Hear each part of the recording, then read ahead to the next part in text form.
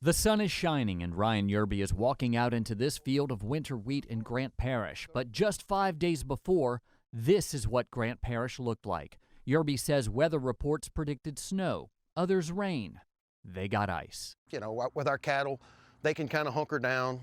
Snow kind of dries off. Whereas ice, it sticks to them. It drops their body temperature very, very fast. And it doesn't help that we're actually still in calving season right now. So we actually had cows that were set to calve during that event, and naturally cows always wait for the coldest day of the year to have a calf.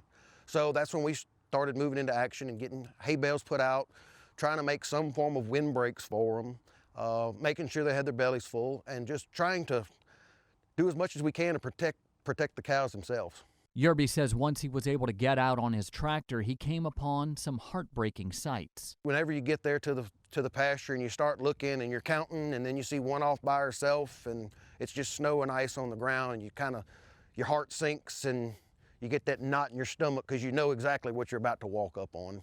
And there it is, a poor little frozen baby that never stood a chance. Yerby lost 2 calves and 1 mama cow. He says he was lucky compared to other ranchers in the state who lost more than 10 times that many calves.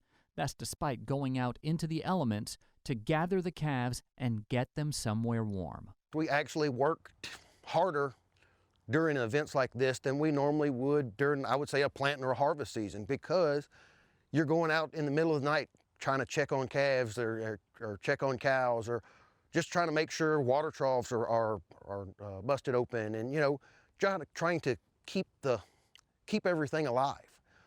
The stress level is just exponentially higher because there's so much that's not in your control, and yet we're still trying to control it. Back to the wheat field, now is the time when Yerby would normally put fertilizer on his crop. However, seeing damaged leaves like this on almost every plant has him wondering if all 150 acres he planted are already lost. Without having the snow in front of the cold weather and getting the ice first, we're kind of worried about the wheat being at the stage it's in, that the growing point was exposed to the ice and caused some pretty significant damage to the crop. We're still 10 to 12 days out from really knowing how badly damaged it actually is. And even if Yerby knew the wheat was okay, it's still too wet for him to get a tractor into this field. We have been pretty well saturated, I would say, in the fields since I would say probably around Thanksgiving. It would just almost get dry enough and we'd get another weather event come through here.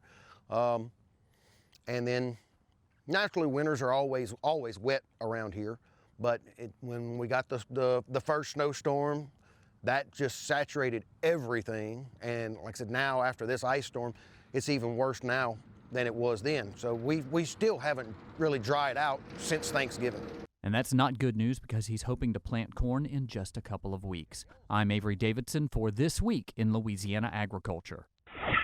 The damage does not end when the storm blows out. Ranchers in northwestern Louisiana say because of the stress from the storms, their calves are not putting on weight like they should, and forage is not coming back like they hoped because of continued rains.